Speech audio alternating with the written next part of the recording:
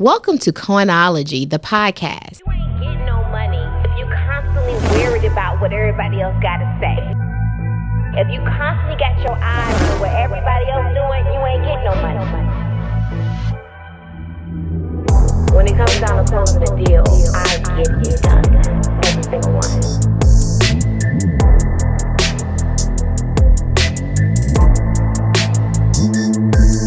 I'm the certified deal closer. Welcome to Coinology the Podcast. Hey, welcome to another episode of Coinology. And I'm here today with none other than Dr. Angela Wright. Thank you, Dr. Wright. Thank you for being here today. Thank you for having me. I'm so excited. I'm so excited too. I just want you to know you are an inspiration. Like you super dope. Thank you. Yeah, you're super dope. Thank you. You know, I have been following you online, and one of my clients had mentioned, she said, have you heard of Break Free? Mm-hmm. That's the name of your IG page. I said, no, I haven't. You need to go check her out. She's dope. Oh, wow. Right. So I went over and I started watching, and I think you had just launched your podcast. Yes.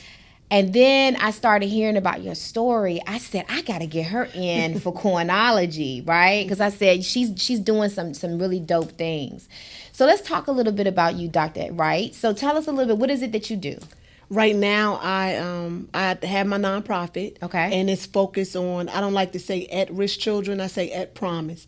Because I believe that as long as the playing field is evil, all our kids can succeed, not just those that come with a silver spoon. And it's just near and dear to me. So I focus on my nonprofit, also have the podcast, and I published a book as well. So, Okay. So where are you from? I'm from New Jersey. Okay, New Jersey. so that's your boy then, Jay, right? Oh, I love Jay. Yeah, I love too. Jay. I feel like Jay is the lyrics. You know, it was times when on the what album was that? In My Lifetime album, where you would have to really replay something to really understand what he was actually talking about. Yeah, I love Jay-Z. Yeah, it's some of his music that I have to I hear years later, and I finally understand what he was saying. Yeah. Because he was such a forward thinker. Yes. Right? Still is. Still is amazing. So let's go all the way back. So you're from New Jersey. Yes. Okay. Born and raised. Two-parent household. Okay. Father's a pastor.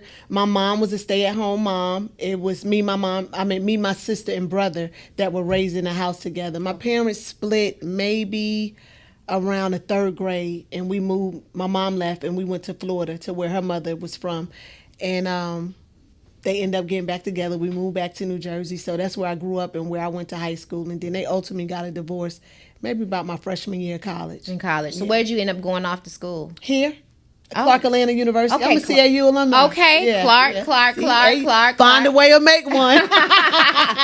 So it seems like, so you came from a household that was very focused on education. Right. And making sure you went off to school. Yes. Right? So you went off Clark.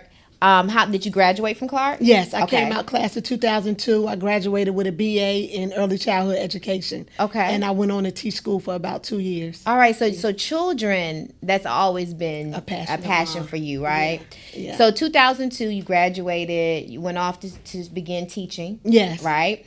Somewhere along the lines, at that point, did you have any children? Did you get married? Yes, I had a child. Brad was my first son, and I had him actually, when I left to go to college, I went to FAMU in 95. When I first went off to school, I went to FAM, but I was already pregnant and didn't know. And the agreement between me and my parents was I come back home and I have him, and when he turned 1, I had to go back to school, that they would keep him, and I had to go finish my education. So I went home, Brad turned 1, I left, and I went to Clark instead of going back to FAMU. And well, that's a big deal, because your parents were ensuring that you had your education. You know, back in the day, parents would try to, punish you. Mm-hmm.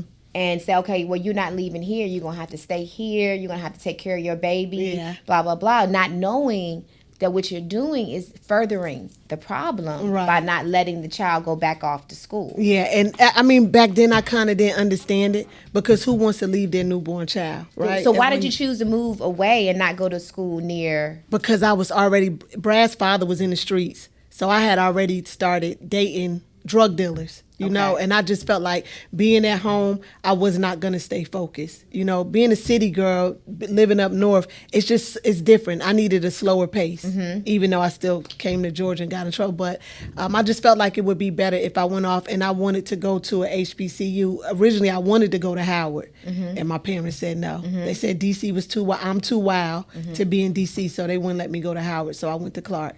So you were always attracted to the fast life? Always. What was it about the fast life that attracted you the most? I think it was the power, and I correlated to my father being a pastor, and people who grow up into church, especially preacher kids, the congregation put the pastor on a pedestal as if he is God himself or the king, right? So you always see people gravitating towards the pastor, doing everything for the pastor, for his kids. You know, they don't like the wife, but they love the kids. So I think I correlated the men that I chose to date with power, with having that sense. And to me, that's what drug dealers was. They control the street. They're street guys.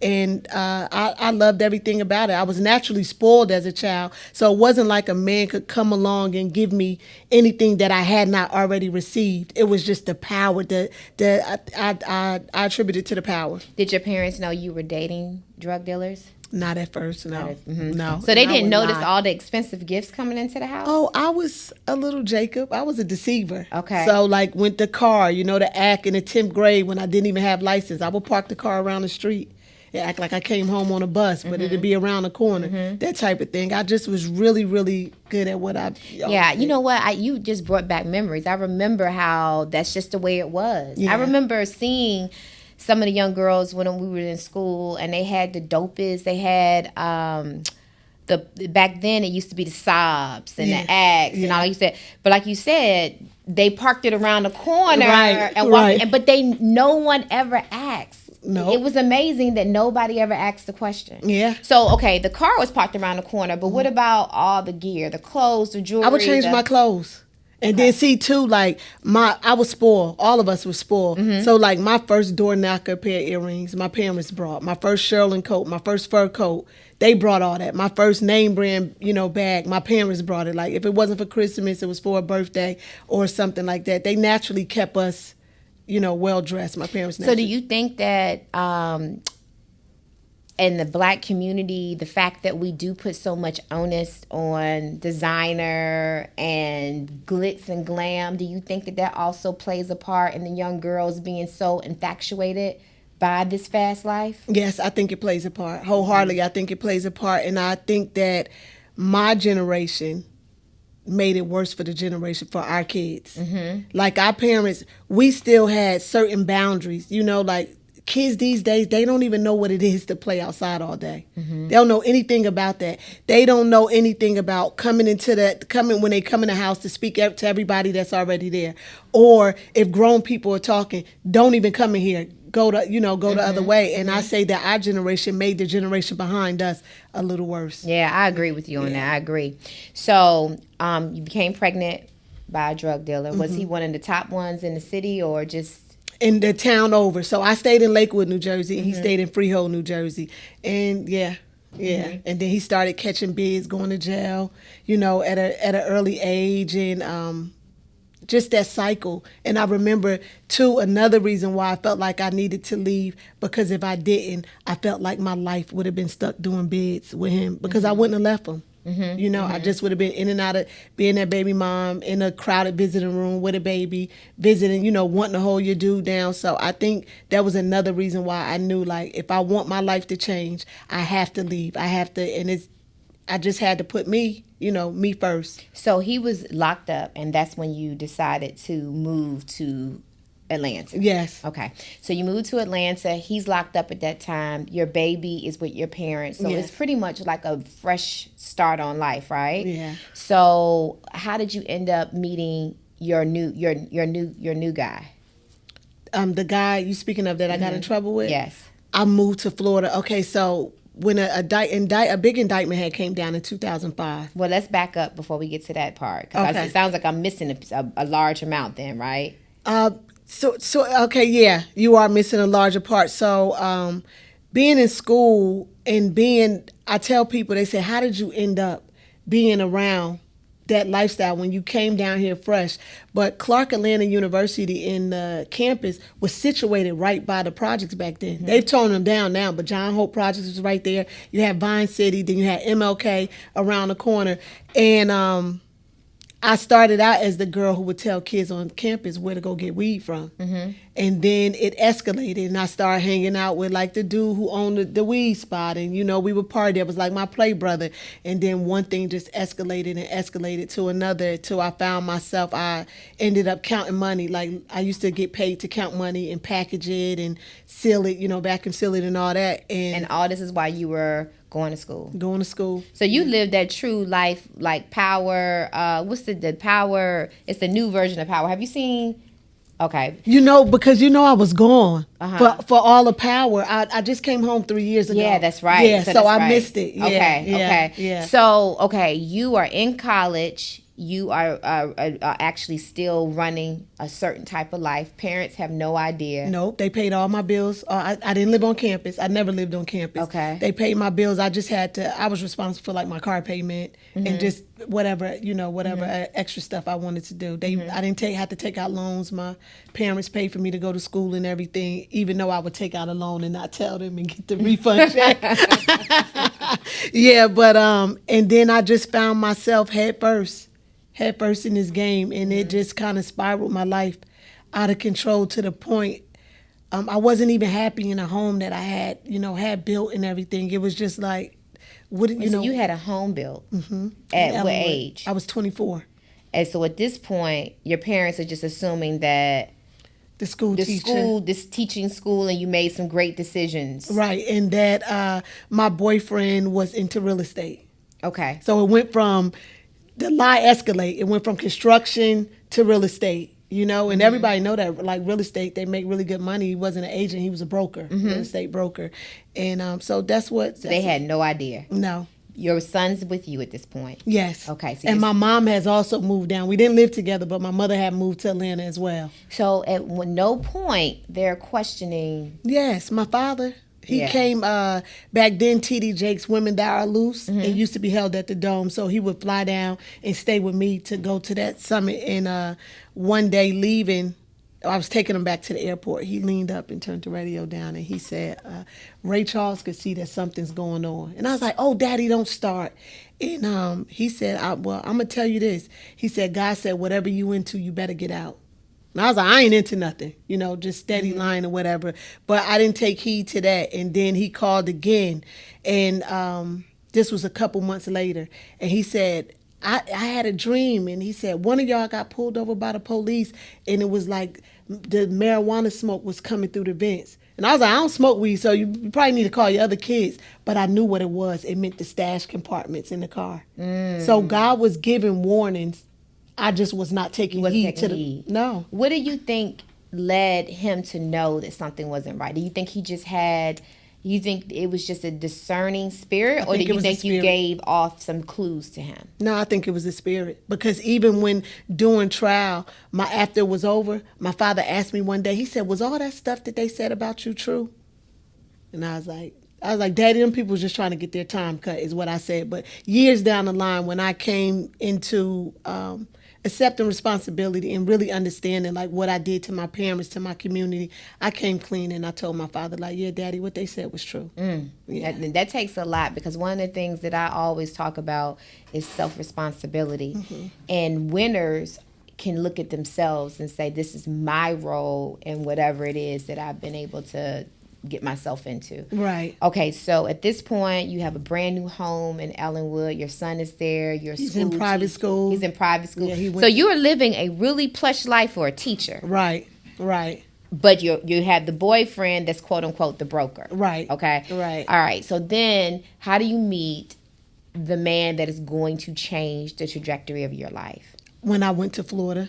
I moved to Florida because an indictment had came down in 2005, and a lot of my homeboys went to prison. And then another one came down in 2006, and it was just like, okay, I need to do something different.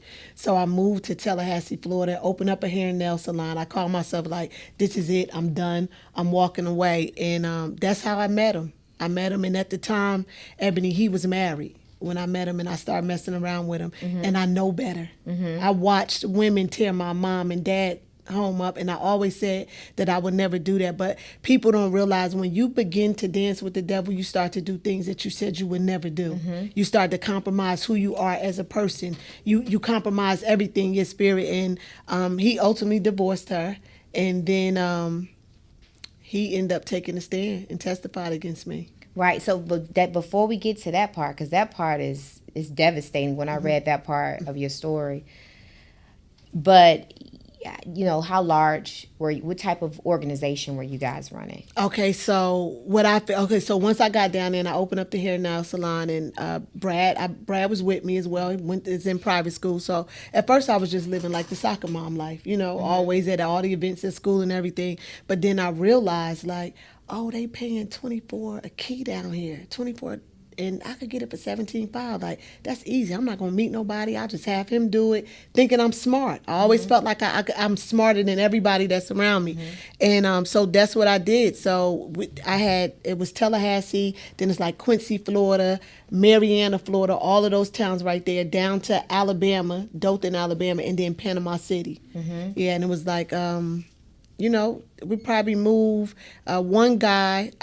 He's locked up now, so it doesn't matter if I say his name. Eric, I had one person who would get 10 kilos every 3 days. So that gives you an idea of the scope of the organization. So you guys were running some things down there.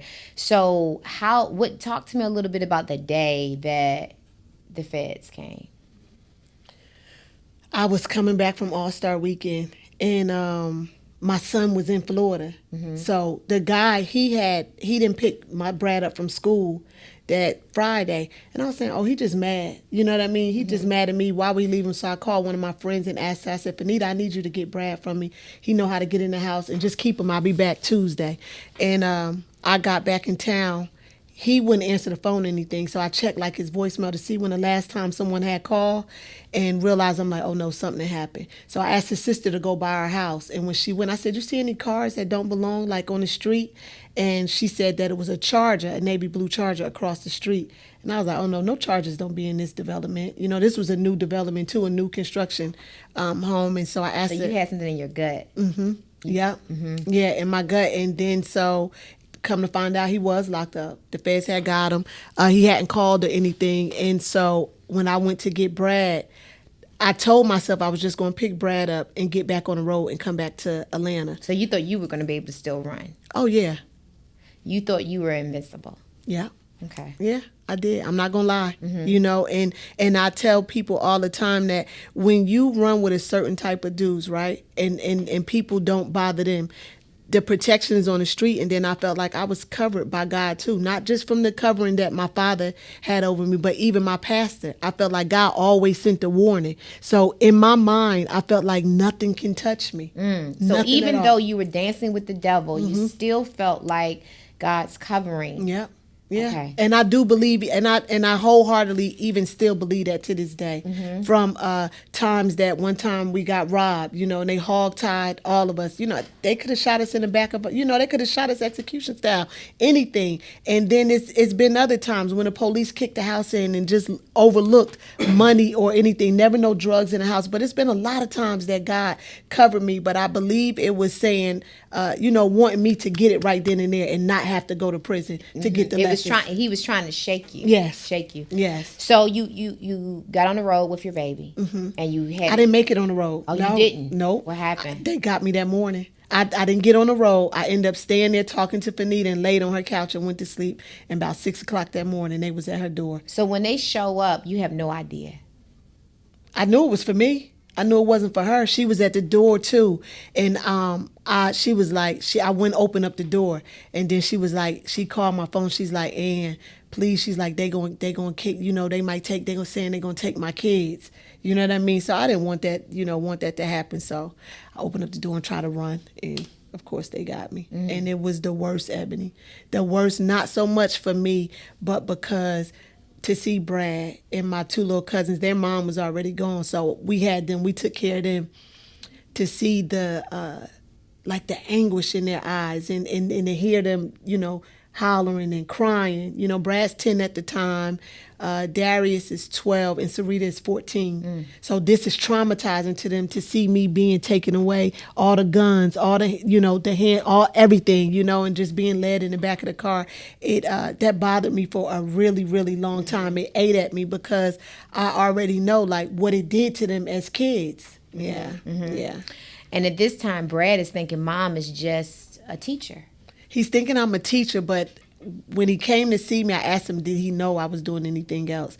And he said, yeah. He said, you had a money machine, Mom. And I was like, well, how did you know it count money? And he said it was the same one from Bad Boys 2. So, kids pay attention to things we don't think they pay attention. I never had drugs around them, but, just the lifestyle. Brad had murals on his wall, of him back then, all his friends take him to Disney World, just the lifestyle that he was able to, And I'm sure that his friends' parents probably realized that Brad was living a lifestyle that they didn't have. Right.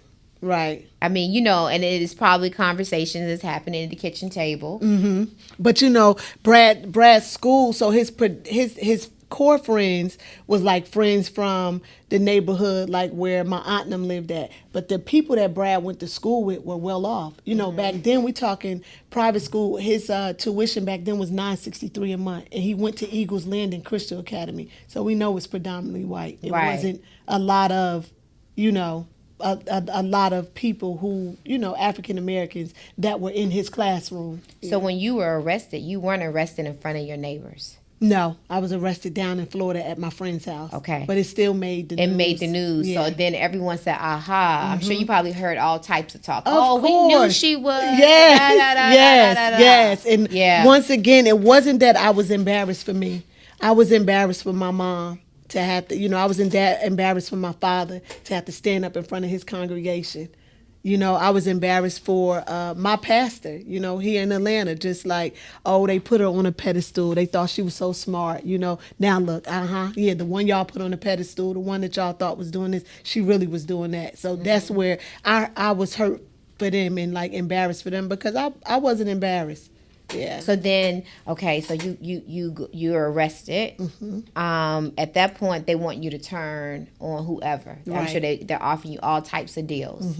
You're saying no way. No. One thing I always talk about in here is I grew up during a period where there was no such thing as snitching. Nope.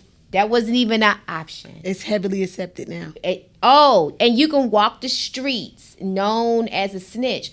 And you come home. And they praise you. They give you money. They give you, everything. Yeah. Nobody even talks about the fact that the reason why you got home so early was because you snitched on someone. But back in the day, you wouldn't even really you wouldn't make it in the streets and you wouldn't make it inside. Right. Yeah. It's changed. It's changed a lot. Yeah. So you decided not to take the deal. Nope.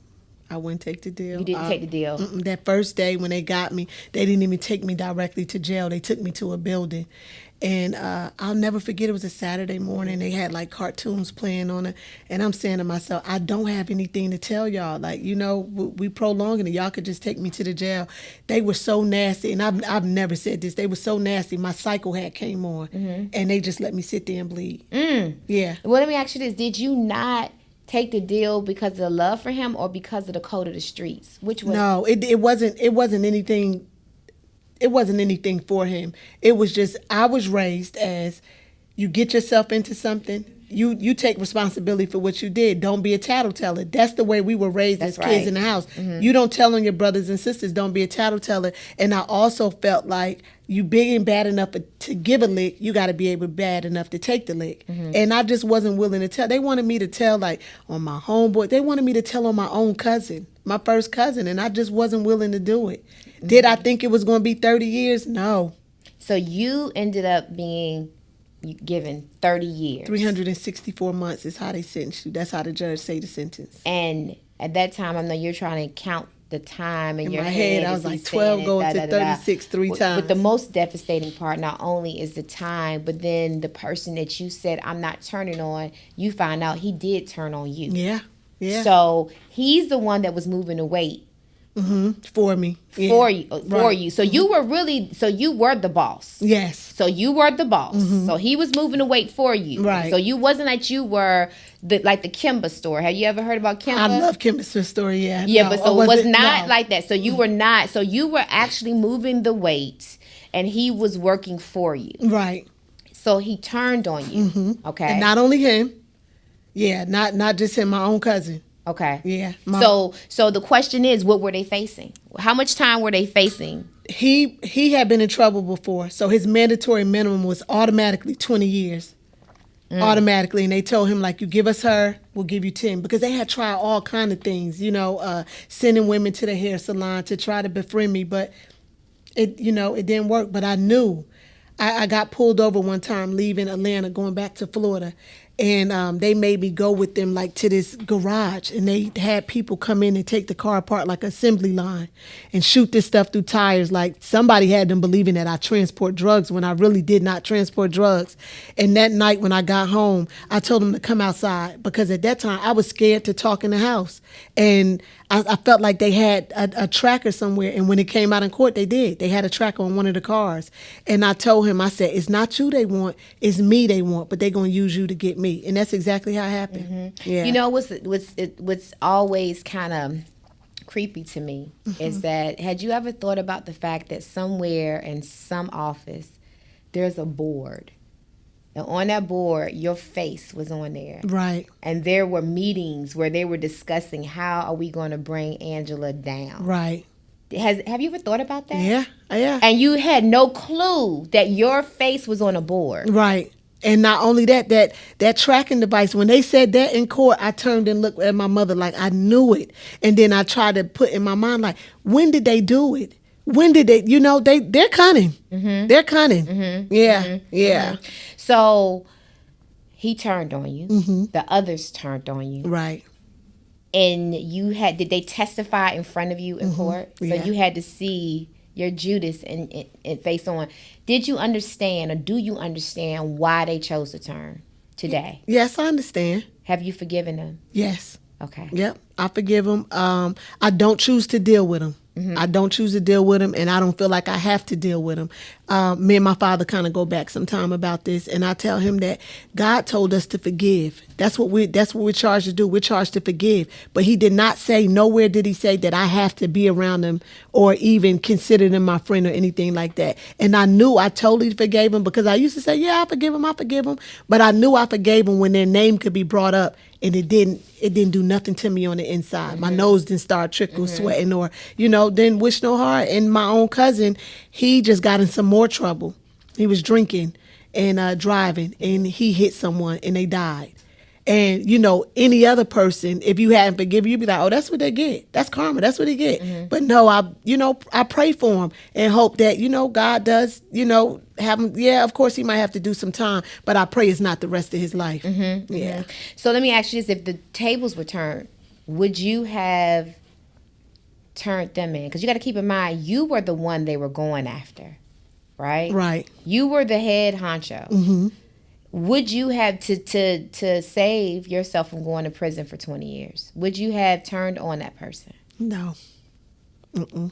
I wouldn't have did it. No. One of the things I will tell you that's deep is the forgiveness. Like you said, it's very easy to say you must forgive. But the moment that you really forgive those who have hurt you to a point, you about to make me cry, of transgression, I will tell you, I've been there. And I remember the thing that turned it for me, Angela, was I remember saying, I thought that forgiveness meant, like you said, I just won't deal with you. Right. I won't talk to you. And I can walk in the room with you. And I'm a Cancer. So Cancers can walk in the room and act like they never knew. In my mind, forgiveness was, you were dead to me. Okay? You did me wrong. The fact that I'm not all up on you. Right. And I'm letting you still breathe. You were dead to me, and that was forgiveness. And I realized when someone pulled me to the side and said, no, Ebony, that's not forgiveness. That's not forgiveness. Yeah. And then when I was able to come to grips with, thank you, Jesus, for what you did to me, it hurt at that moment. But had you not done that to me, this, that would not have happened in my life. Right. Right? Right. And to the point where, like you said, I don't want you back in my life. But if I saw you today, I would embrace you and say, thank you. Thank you for the pain. Thank you for the betrayal. Thank you for it all. Because I am where I am today because of you. Yeah. Because of it. Yeah. Right? Yeah. So you are told, the judge says, how many months again? 364 months. I think at that moment I would have passed out. I didn't. I was quiet. I turned to my mom and I'm like, who is he talking to? Because I could not believe it. I'm a first I would time. have thought days, 364 days, months. Yeah, months. And I you know, too, I guess I was in delusion. You know, because I felt like I'm educated. I'm a first time nonviolent offender. I've never been in no trouble. Like, I was thinking at the most I would get 10 years. Why did they give maybe you so 5. much? The amount of drugs. So in the federal system, the judges are bound by guidelines. It's a sentencing table. So my level was a 39 with like going up the top. And then that was, I got in trouble for 154 kilos. Even though they only had 11 in the courtroom, but they don't care. They'll take whatever you said you brought from me. They're going to write that down to run the time up. So that's why they gave me, it came out to 364 months, 324 to 405. And the judge sentenced me in the middle and gave me 364. So that moment, you hear the time, they immediately take you away.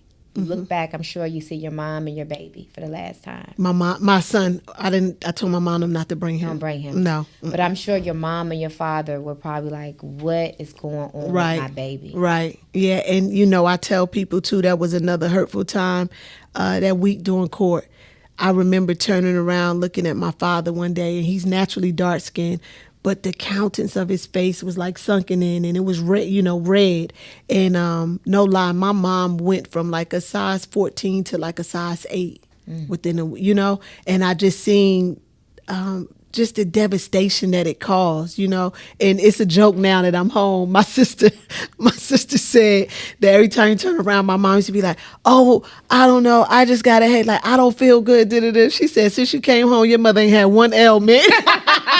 Well, because I could only imagine, not knowing what's happening to her baby day in and day out, because I hear it's no joke in there. No, it's not. It's not. No joke. No joke. So you are now, your first night you're in, and I cried myself to sleep. Yeah, you got to count it down, right? Yeah, I cried myself to sleep that first night, and the next night, and the next night, under the covers. And then I would get up in the daytime like everything is fine, because you can't appear weak. Right. And then I felt like a fish out of water. I had never been in no trouble. So to be thrown into, just imagine your space, right? This room and that, all of it. Just imagine it. Line with a bunk bed, a bunk bed, a bunk bed, a bunk bed, a bunk bed, a bunk bed. Just imagine. No privacy. No privacy whatsoever. The showers had a shower curtain. The showers were private, but you wake up, you go to sleep looking at people, you wake up looking at people, you all are housed, right? Like this much space is from the next bed, how we sitting right here. And that just it was so weird to me. It was strange. And that first week, I just cried myself to sleep at night. Yeah, I cried myself. So did you ever just get to a point where you just said, you know what? This is my life, and I'm going to make the best of this, and you just come into grips that this is it? Or in your heart, did you know, I'm not staying here? In my heart. I never accepted it, to the point that people that did time with me, they used to think I was crazy. I changed my name to Free. I always watch sports and news all the time, still to this day. I studied everything. I wrote the Senate, the entire Senate, more than once. I used to sit every Sunday and write the president, every Sunday. But what would you say? Because you were actually, were you there on Queen Pen charges? I was there on leadership role. Leadership. Mm-hmm. So yeah. when you were writing to the president, what were you asking them to forgive you on? I was asking them to have leniency, that our drug laws are draconian in America, period, point blank. Nowhere else, no other country do drug dealers get that amount of time. And I always... you don't feel like drug dealers should get that much time? No. First-time nonviolent offenders? Why not? Because you didn't kill anybody. Well, you did not put a gun to somebody's head and pull the trigger. But the usage of drugs have killed people. So you don't know if someone who purchased, Yeah, that's true. That's right? true. You Yeah. don't know that. So, okay, the first president that you wrote a letter to was who? President Obama. President Obama, and he said no. He didn't. Yeah, my clemency got denied. But I would write. I wasn't. So filing a clemency is different than just writing a letter. I would send President Obama Christmas cards. I would send the kids birthday cards. I would send card. Everything. And I just was telling him that I do believe that I deserve to be in prison. I just do not deserve 30 years. So do they respond? I got one letter from President Obama, and I still have it. And you think it was him who wrote it? I don't know if it probably was one of the aides. Okay, and what exactly did he say? That time when I wrote, I was writing about the conditions of solitary confinement and how it's inhumane because I had been in solitary confinement for 17 months. And that solitary confinement, that would make somebody lose their mind. A lot of people did lose their mind. 17 months. 17 months, day in and day out. It's 24 and 1. You could come out for an hour Monday through Friday. And but you in a room like this, and you could just see the sky. But it's like it's no sense in going out. So basically, I was locked down 24 hours a day. And so you wrote him a letter, and his response to you was about that he would have his officials to look into it, and that they would change. And they did change stuff about solitary confinement when it concerned women. Okay, they did. So you did see a change. Yes. He did not ignore the fact. Okay. Nope. So that was the first letter you wrote, right? Second letter was to who?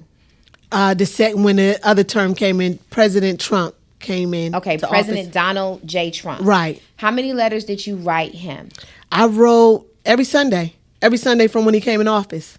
So did you get any? So the first letter, was there any response? No, I never got a response. I never got a response from the president himself, from President Trump. I never got a response. So what he ended up doing with Kim Kardashian, Van Jones, Senator Cory Booker, all of them, they came up with the First Step Act.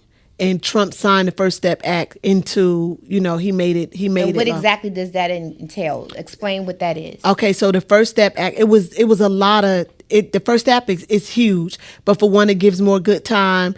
It says how the clause that I ended up coming home on was that if you had extenuating circumstances, something, because before under compassionate release, it had to be that your primary caregiver was dying and no one could care for your child, or you yourself was dying. But he broadened it a little more to extenuate, and I argued that my time was how did you unusual. fit into that though? Because I said that my time, if I was sentenced, another thing that had happened under the Obama administration was the laws changed for crack and cocaine, right? Yeah, and so let's talk a little bit. That crack cocaine, and a lot of people don't want to really deal with that, which was put into place by the Clintons. Right. That gave cocaine possession less time than crack possession. Right. So you were arrested on cocaine or crack? Cocaine. Cocaine. The indictment was both, but when it came down to it, they only. I didn't sell crack. I didn't sell crack, so it was just the cocaine. So like Whitney said, crack was whack. Yeah, crack definitely. Crack was whack. So now we're at the point of. They changed the laws about crack and cocaine. So how did that benefit you, though? That part didn't necessarily help, but I argued that if I was sentenced today, that I would not receive as much time as I did back then. And then also, I can't take away from the Obama administration. Under his administration, they created all drugs -2. So that brought me down 2 levels. And what that was a reduction in the guidelines. Remember the sentencing table I was telling you about? So it took me from a level 39 to a level 37. So that brought me down to 21 years and 10 months. So when a lot of people say, what did the Obamas do for our community? And that's not saying that everybody that's locked up means African American community, but it is a lot. Yeah, it's not necessarily about giving you a free check. It's about changing legislation that was unfairly done to a majority of people who look like us. Right. So you saw that actually happening in your own life. I seen, not just my life. I seen women who had life was never supposed to go home, but went home under the Obama administration. Okay. And so people don't talk about, because a lot of people who had life, it was under the laws that were put in place by the Clintons. And the reason why I'm bringing this up is because it's not politically focused for me and not by the Democrats or the Republicans. Right. But there were so many people who wanted to believe that Clintons were the first black president. Exactly. That's what a lot I of never people knew that. wanted. I never knew that. Enlighten me. Yeah. They used to say that Bill Clinton was the first black president because he played a saxophone. Oh, okay. Okay. And so... And because he said he inhaled, but he didn't. And he was okay. cool All right. and all that. No, the inhale and didn't. That was Obama. Okay. Obama was the one who smoked, but he didn't inhale. Okay. But then we saw that that's when the jails were then privatized and it became a business. $1 billion business. $1 billion under the Clinton administration. Okay. I want to make sure. And then there was also the legislation of the cocaine and the crack. The 1994 crime bill as well. Underneath the Clinton administration. That President Biden now says he's wrong because he helped write that bill. He helped write that bill. Well, let's go back to that. Yeah. President Biden was a part of writing that bill. And that's why I feel like Biden, of all people, should do more for the prison system. That's just how I feel. If I know that, like, now I always say I used to be a part of the problem, but now I'm a part of the solution. So I'm gonna do everything that I can to turn this generation around, to deter women from going down the road that I went. So I feel like President Biden, you've already admitted that you was wrong. So why are we not doing anything to correct it? Why do we still have people in prison for marijuana with life sentences? And now marijuana is legal in so many places. But let's go back. Okay, so under your situation, right. So under Obama's administration, that automatically brings you from 30 to 21 years. 21 years, 10 months. So then how did you continue to fight that under the Trump administration? I started to file for clemency again because under the Obama administration, I just knew I would get it because they had put out they had five criteria. I fit all 5 criteria. But so the day that you found out you didn't get it under Obama, he was getting ready to leave. I was devastated. Senator Cory Booker had wrote a letter of recommendation for me. Senator Rick Durbin. You knew it was in the bag. I knew it was in the bag. It was in the bag, and the day I was sitting back like this, like, oh, it's. And so when they named off all the folks who received clemency, and your name was not named, my name was on a denial list. Oh my gosh! So how you at that point? How did you decide that you were going to continue to still fight? Because so many people, Angela, would have said at that moment, I guess I'm just here. Oh no. I couldn't accept it. I could not accept it. So when I came down to 21 year, 10 month, I had already been in 10 years. So worst case scenario, I used to tell myself, okay, with the drug program and, I don't get in any more trouble, I have 5 years left. That's the way I used to look at it. And, but I still continue to fight. And at first, I'm not going to lie, when Trump won that day, I was sad because I was like, he's not going to, there's no way he's going to do anything for prisoners. So let me ask you this. Why did you assume that Donald Trump was going to do nothing for the prison system? Just by the way he talked. By the way he talked or by the way the news portrays what he says? No, by the things that come out of his mouth. So what did you hear him say that made you feel as if he wasn't going to do anything for you? He made a comment one time that drug dealers deserve to have life in prison. Okay. So when you heard that, you then said, I'm not going nowhere. I didn't think he was going to. I didn't say I wasn't going to go anywhere. My hope still was like maybe the Sentencing Commission, because the Sentencing Commission, they have the power to change things on the sentencing guideline without Congress. So I was still hoping that, that was happening, but it did not stop me from filing for clemency. I still filed. So you filed how many times under Donald Trump? Twice. And then the second time you filed for clemency, your name was on the list. No, I didn't get clemency. I filed I filed a motion to the court under the First Step Act. Remember when he signed the bill? I filed under that, and they granted it and to time served. So technically speaking, it was not Donald Trump that released you. Yes, it was because he signed the bill. He signed the bill. Right. So you attribute your freedom to former President Donald J. Trump. Well, I attribute it to God. But I say he used Donald J. Trump. Yeah, Have you ever had an opportunity to meet him? No. Do you have a desire? I would like to sit down with him. Mm-hmm. Yeah, and what would you like to talk about? I would like to talk about just, first of all, that he did help a lot of people, because a lot of people, he did sign. We already know he signed a lot of clemencies. But you did not have to sign. No, he didn't. No, because that wasn't his fight. He doesn't understand it. He didn't come from it, and he can just look at us like, oh, they're horrible, they're animals. But he didn't. So that's what I would like to sit down with him about. But I would also like to talk to him about just some of the rhetoric that he pushed, because he doesn't have to do it. I don't like the division that Trump. I don't like that division. I don't like it. I don't like it. I don't like the fact that you feel like it's okay to use certain language towards women when you have a daughter, a beautiful daughter. So why would you want to say things like it's okay to grab a woman by her, you know what? Why do you want to say, pick at kids who are mentally challenged, that type of thing, when you don't have to do that? But there's no perfect person. Right. Because at the same token, like you said, you would like to sit down with President Biden and have a conversation with him about being more forceful. And I would like to sit down with President Obama, ask him, why did you leave me there? Right. So there's so many different things. Yeah. There's a President Obama, there's a President Trump, right, and then there's a President Biden. But President Trump freed you. Yes, he did. Okay? And so if the Republican National Convention called you today and said, would you come and speak on behalf of what Donald Trump did for your life, would you do it? I don't know about it. I don't know about that. He freed you, though. Police officers need to be treated the same way a civilian would.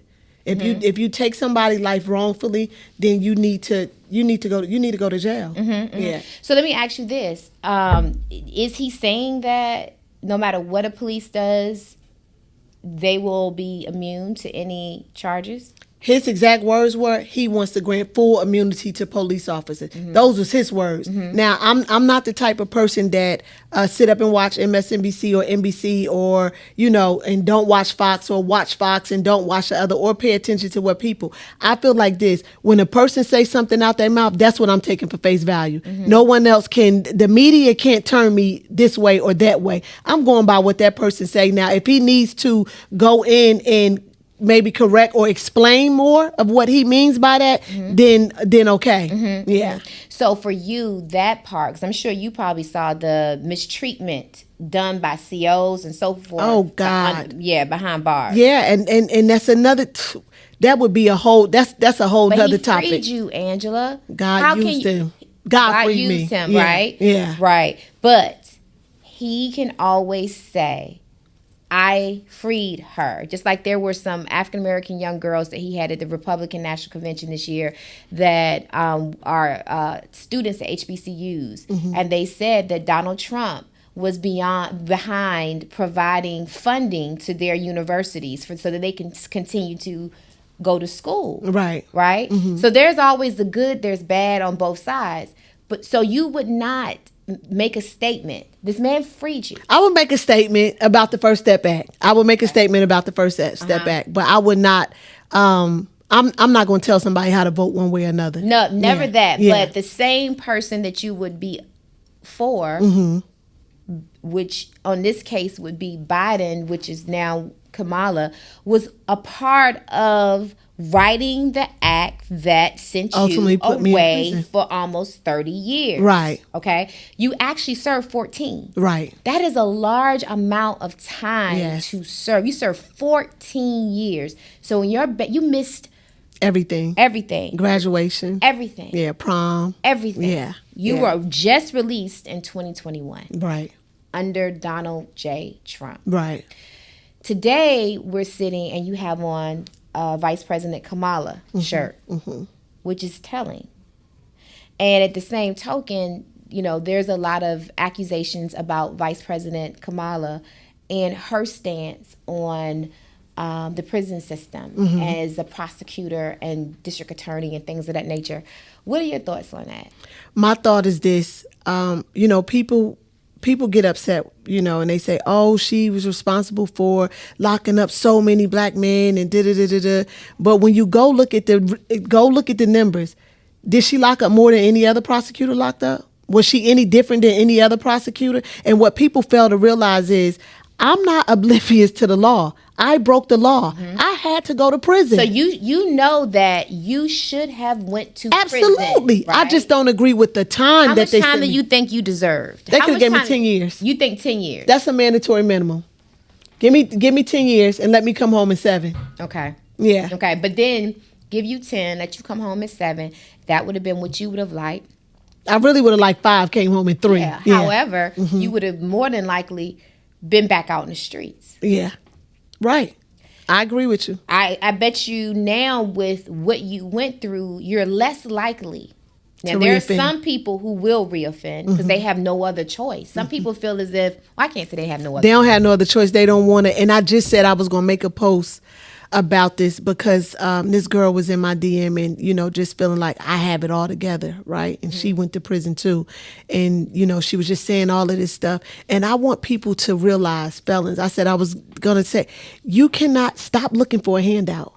Stop looking for a handout from people. Stop looking for it because it's not going to come. You got to work and you got to grind.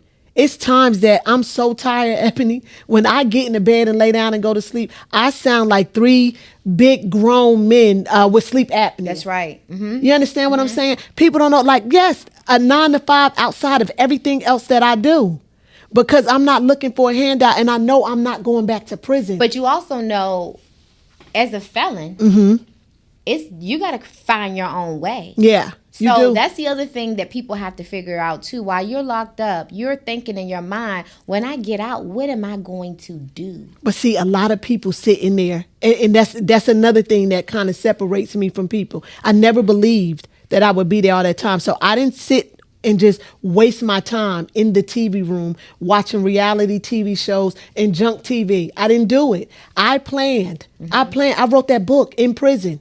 I planned, and I used to say, this is what I'm going to do when I get home. And in order to, what is it, poor preparation leads to... Yep, piss poor performance. Yeah. So you have to start to plan. I tell people all the time when I used to mentor some of the younger girls that came into prison once I got myself together, because it took me about 8 years to get myself together in prison. And I would tell them, don't look for these people to rehabilitate you. They're not going to do it. Prison is not designed to rehabilitate nobody. It's up to the individual. But when you say get yourself together for 8 years, what do you mean? What did you have to Oh, I was caught up. I started hustling in prison. So you were still out there behind bars. Yep. Yep. Yeah. So what made you stop hustling while you were in prison? I was coming down from the chapel one day, and the way that Tallahassee prison is set up, it's like it's a rectangle almost, so you could see from the front. And I was coming down, and it made me think of the children in Egypt. You know, the children of Israel in Egypt. And I told God, I do not want to wander in this place for 30 years. Let me say something. So it took you 8 years. So those first 8 years, you were still hustling.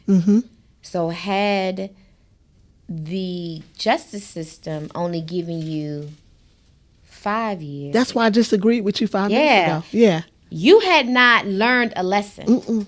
So Obama not releasing you too soon. Was a blessing in disguise. So we have to also understand that the Sometimes incarceration, we don't want to lose our loved ones. We don't want to lose that. But it took 14 years for you to be sitting right here to know that you will not ever reoffend again. So the question is, when they say the justice system is broken, is it really broken? That's a good question. Now, that's a good question.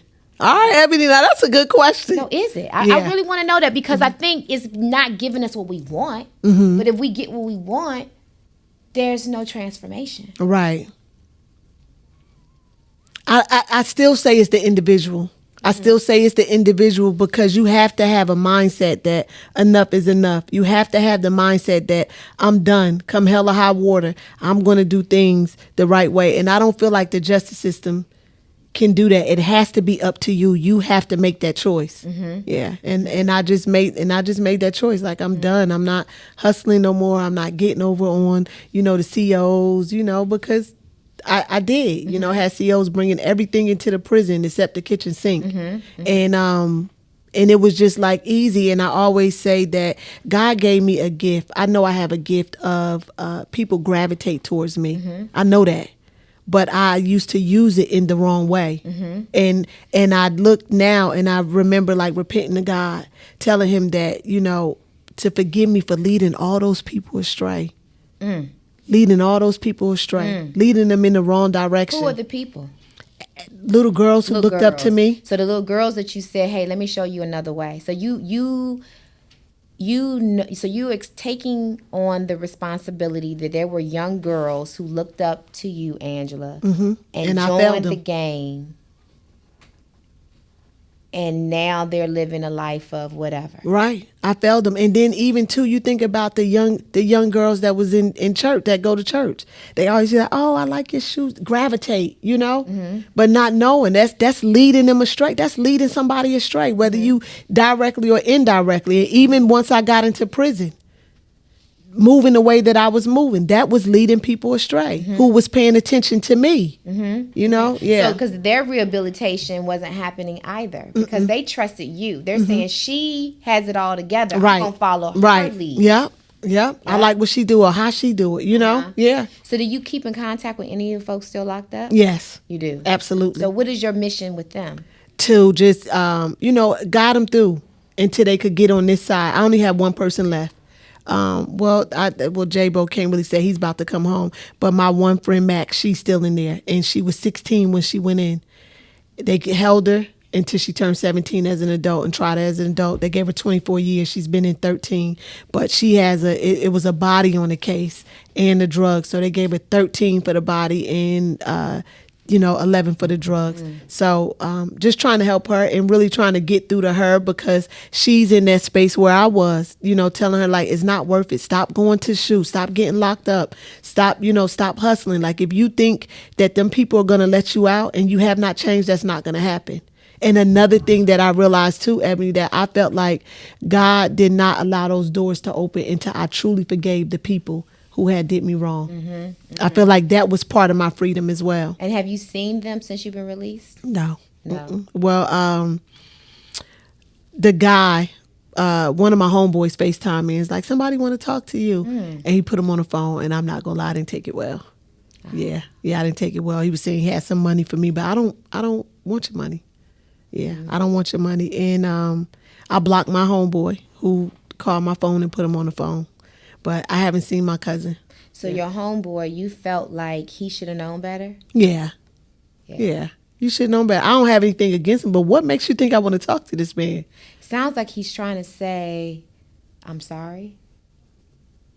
Um, Because you just said earlier that you understood why he did it. Yeah, but he didn't say that.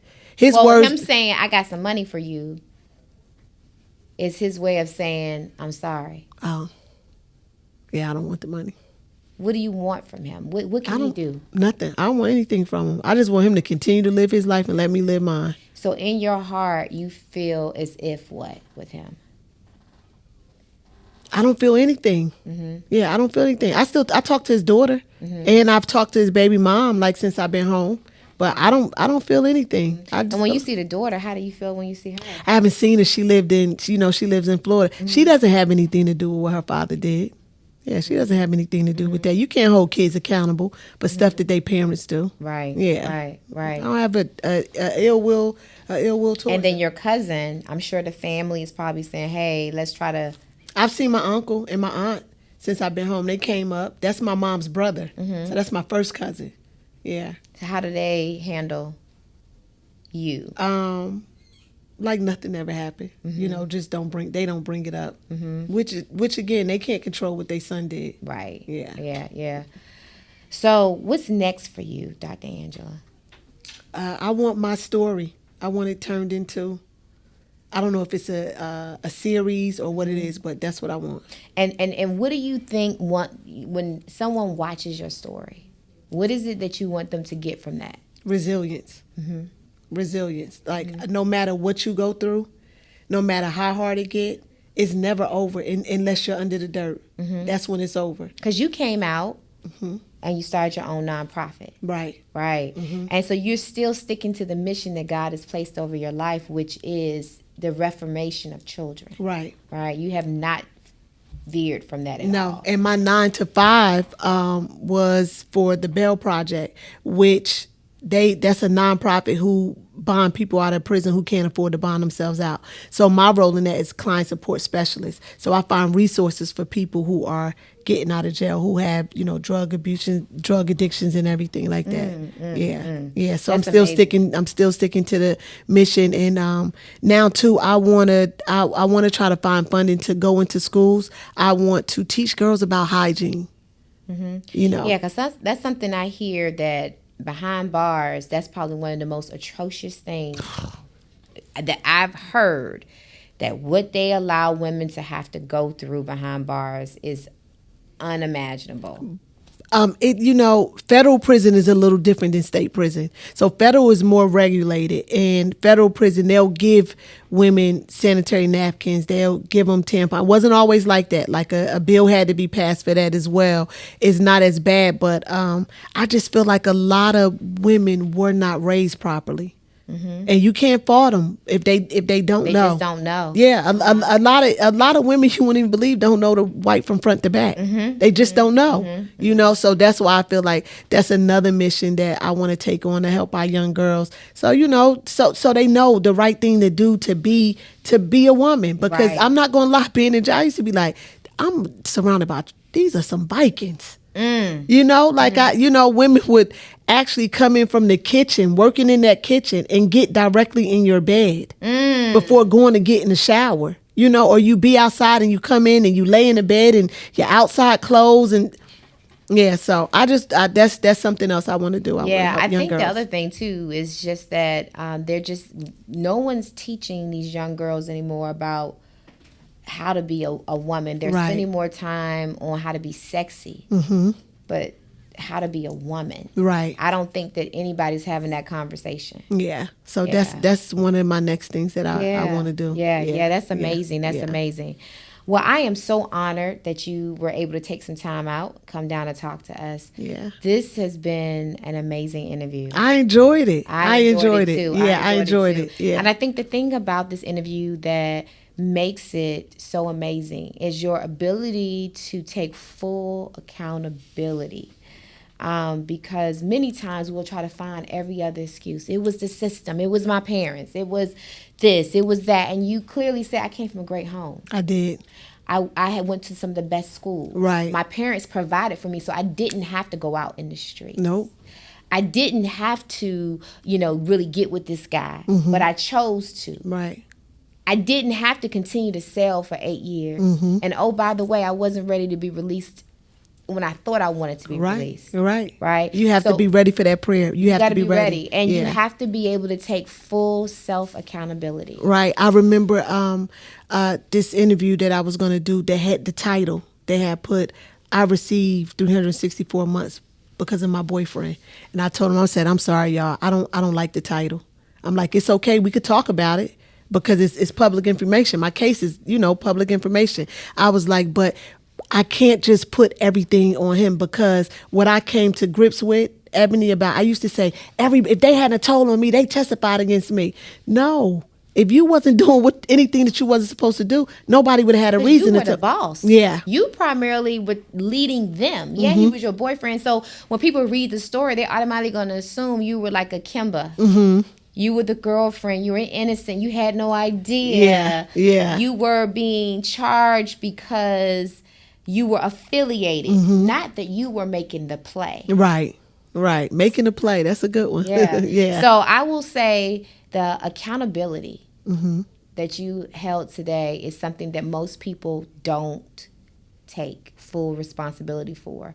And also being able to have a true conversation around our justice system. We always hear it's broken, it's unfair, it's wrong, it's this, it's that. But having that conversation about real reformation is important. So I think I really want to thank you for coming out and having this conversation. Thank you for having me. I really appreciate it. I was excited. I couldn't wait to meet you in person, because it's one thing to see somebody on social media, right? And to admire them, but then to be in the same, space with them. Like, I admire what you do. I admire your work. I think you dope. You know what I mean? Then you pretty and dark skin, dark skin chicks. We got to stick together. We got to stick together, girl. We got to stick together. Yeah. But I brought you something. So I brought you a t-shirt. From the podcast. It's me and God versus whoever want to get humble. Yeah, okay, I love it. I love it. I love it. Thank you. And I brought you a copy of the book. I want to sign it for you, before I go. Yes. And listen, that is fire. Thank you. That cover is everything. Thank you. Angela Wright, Pit to Palace mentality. I love it. Yeah. Well, thank you so much, everyone. And definitely thank you for tuning in for another episode of Coinology. We'll see you next time. Welcome to Coinology, the podcast. You ain't getting no money if you constantly worried about what everybody else got to say. If you constantly got your eyes on what everybody else doing, you ain't getting no money. When it comes down to closing the deal, I get it done. Every single one.